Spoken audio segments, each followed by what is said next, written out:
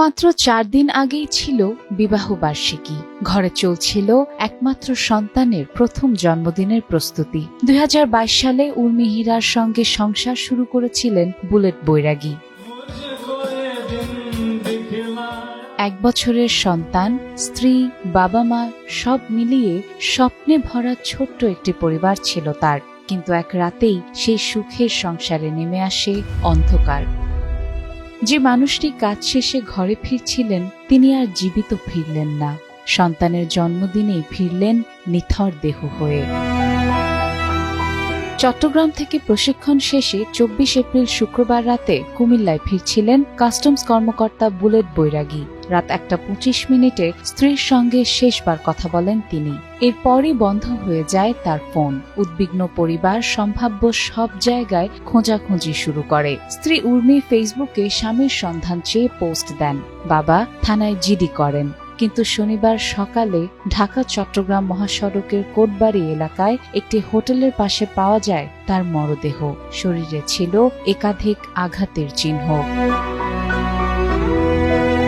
এই ঘটনায় 5 জনকে গ্রেফতার করেছে র্যাব 11। তাদের কাছ থেকে সিএনজি, চাপাতি, হাতুড়ি সহ বিভিন্ন আলামত উদ্ধার করা হয়। আজ রাজধানীতে এক সংবাদ সম্মেলনে র্যাবের লিগ্যাল অ্যান্ড মিডিয়া উইং এর পরিচালক wing commander MZM Intekhab Chowdhury জানান, বাস থেকে নামার পর সংঘবদ্ধ ছিনতাইকারী চক্রের কবলে পড়েন বুলেট। সিএনজির ভেতরে থাকা অবস্থাতেই কিন্তু কিছু আঘাত করা হয়েছিল, যে আঘাতের চিহ্ন তার শরীরে পাওয়া গিয়েছে এবং পরবর্তীতে তার কাছ থেকে তার অর্থ, মোবাইল এবং জিনিসপত্র ছিনে নেওয়ার পর তাকে চলন্ত সিএনজি থেকে রাস্তার মধ্যে ছুঁড়ে ফেলে দেওয়া হয়। তো রাস্তাতেই পড়ে যাওয়ার কারণে সেখানে সে মৃত্যুবরণ করে।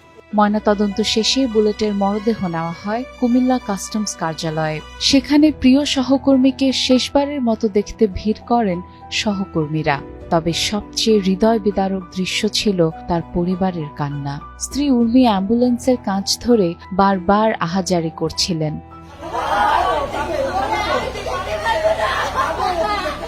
পাশেই ছিলেন সবাই, কিন্তু কোনো সান্ত্বনাই যেন সেই শোক সামলাতে পারছিল না।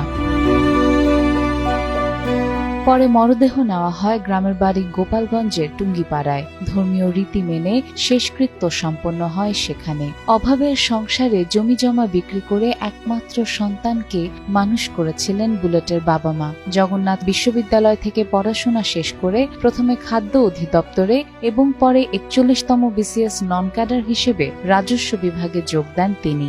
বাসায় আসার কথা, আমি তার জন্য অপেক্ষা করতেছি, তার মা বাবার একটা সন্তান। মাত্র কয়েকদিনের ব্যবধানে বিবাহ বার্ষিকীর আনন্দ আর সন্তানের জন্মদিনের অপেক্ষা ডুবে গেল শোকের অন্ধকারে।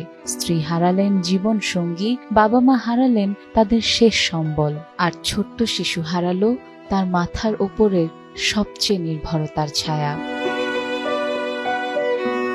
সাদিয়া ইসলাম, টাইমস টুডে।